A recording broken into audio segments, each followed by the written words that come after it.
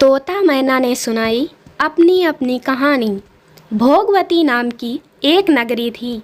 उसमें राजा रूपसेन राज करता था। उसके पास चिंतामणि नाम का एक तोता था। एक दिन राजा ने उससे पूछा, हमारा ब्याह किसके साथ होगा? तोते ने कहा, मगध देश के राजा की बेटी चंद्रावती के साथ होगा। राजा ने ज्योतिषी को बुलाकर पूछा तो उसने भी यही कहा। उधर मगध देश की राजकन्या के पास एक मैना थी। उसका नाम था मदन मंजरी। एक दिन राजकन्या ने उससे पूछा कि मेरा विवाह किसके साथ होगा, तो उसने कह दिया कि भोगवती नगर के राजा रूपसेन के साथ। इसके बाद दोनों को विवाह हो गया। रानी के साथ उसकी मैना भी आ गई। राजा रानी ने तोता मैने का ब्याह करके उन्हें एक पिंजड़े में रख दिया। एक दिन की बात है कि तोता मैना में बहस हो गई। मैना ने कहा, आदमी बड़ा पापी, दगाबाज और अधर्मी होता है। तोते ने कहा, स्त्री झूठी, लालची और हत्यारी होती है।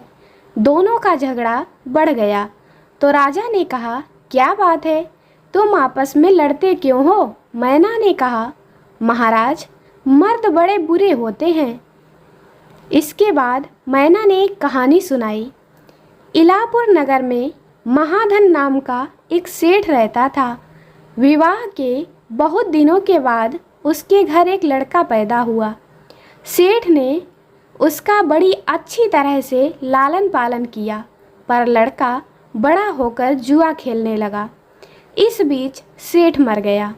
लड़के ने अपना सारा धन जुए में खो दिया। जब पास में कुछ ना बचा तो वह नगर छोड़कर चंद्रपुरी नामक नगरी में जा पहुंचा। वहां हेमगुप्त नाम का साहूकार रहता था।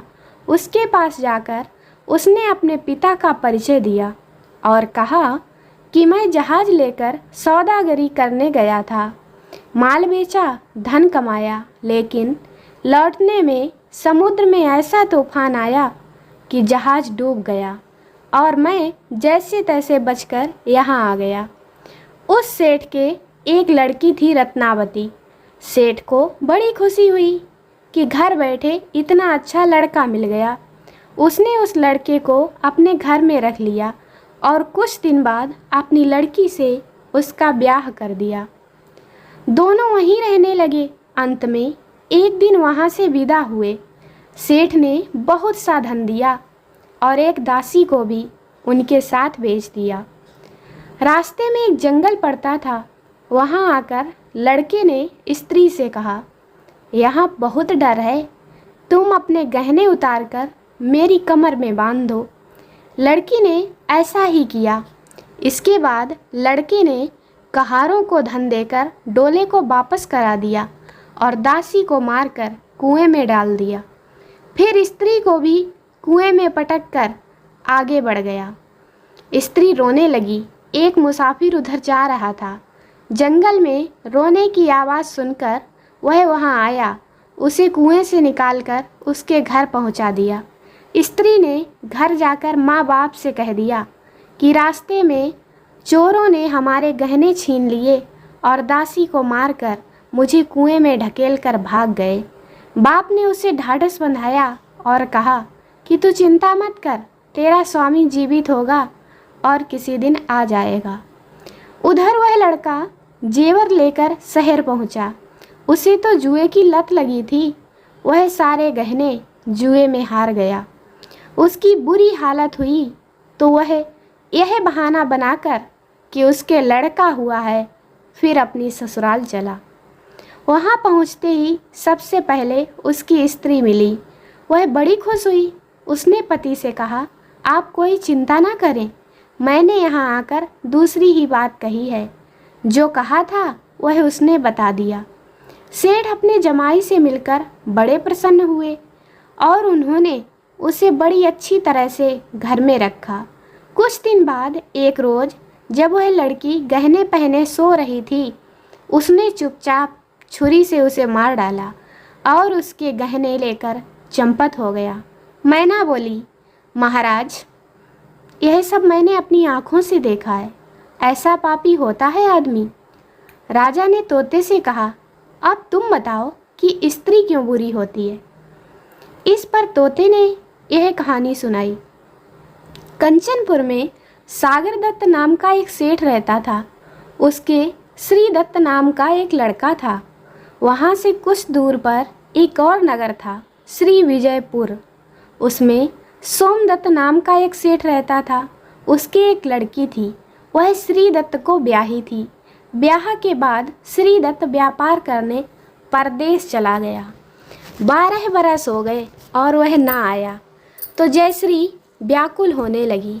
एक दिन वह अपनी अटारी पर खड़ी थी कि एक आदमी उसे दिखाई दिया। उसे देखते ही वह उस पर मोहित हो गई। उसने उसे अपनी सखी के घर बुलवा लिया। रात होते ही वह उस सखी के घर चली जाती और रात भर वहाँ रहकर दिन निकलने से पहले ही लौट आती। इस तरह बहुत दिन बीत गए। इस बीच एक दिन उसका पति परदेश से लौट आया। स्त्री बड़ी दुखी हुई। अब वह क्या करे? पति थका हारा था। जल्दी ही उसकी आंख लग गई और स्त्री उठकर अपने दोस्त के पास चल दी। रास्ते में एक चोर खड़ा था। वह देखने लगा कि स्त्री कहाँ जाती है। धीरे धीरे वह सहेली के मकान पर पहुंची। चोर भी पीछे पीछे गया। संयोग से उस आदमी को सांप ने काट लिया था और वह मरा पड़ा था। स्त्री ने समझा सो रहा है। वहीं आंगन में पीपल का एक पेड़ था जिस पर एक पिशाच बैठा था। यह लीला देख रहा था। उसने उस आदमी के शरीर में प्रवेश करके उस स्त्री की नाक काट ली और फिर उस आदमी की देह से निकलकर पेड़ पर जा बैठा। स्त्री रोती हुई अपनी सहेली के पास गई। सहेली ने कहा कि तुम अपने पति के पास जाओ और वहाँ बैठकर रोने लगो। कोई पूछे तो कह देना कि पति ने नाक काट ली है। उसने ऐसा ही किया। उसका रोना सुनकर लोग इकट्ठे हो गए। आदमी जाग उठा। उसे सारा हाल मालूम हुआ तो वह बड़ा दुखी हुआ। लड़की के बाप ने कोतवाल को खबर दे दी। कोतवाल उन सबको राजा के पास ले गया। लड़की की हालत देखकर राजा को बड़ा गुस्सा आया। उसने कहा, इस आदमी को सूली पर लटका दो। वह चोर वहाँ खड़ा था। जब उसने देखा कि एक बेकसूर आदमी को सूली पर लटकाया जा रहा है तो उसने राजा के सामने जाकर सब हाल सच सच बता दिया। बोला, अगर मेरी बात का विश्वास ना हो तो जाकर देख लीजिए, उस आदमी के मुंह में स्त्री की नाक है। राजा ने दिखवाया तो बात सच निकली। इतना कहकर तोता बोला, हे राजन, स्त्रियां ऐसी होती हैं। राजा ने उस स्त्री का सिर मुंडवाकर गधे पर चढ़ाकर नगर में घुमवाया और शहर से बाहर छुड़वा दिया। यह कहानी सुनाकर बेताल बोला, राजा बताओ कि दोनों में ज़्यादा पापी कौन है? राजा ने कहा, स्त्री। बेताल ने पूछा, कैसे? राजा ने कहा, मर्द कैसा भी हो, दुष्ट हो, उसे धर्म का थोड़ा बहुत विचार रहता ही है, स्त्री को नहीं रहता, इसलिए वह अधिक पापीन है। राजा के इतना कहते ही बेताल फिर पेड़ पर जा लटका। राजा लौट कर गया और उसे पकड़ कर लाया। दोस्तों, वीडियो को लाइक करें, शेयर करें, चैनल को सब्सक्राइब जरूर करें। मिलते हैं अगले वीडियो में, तब तक के लिए बाय बाय।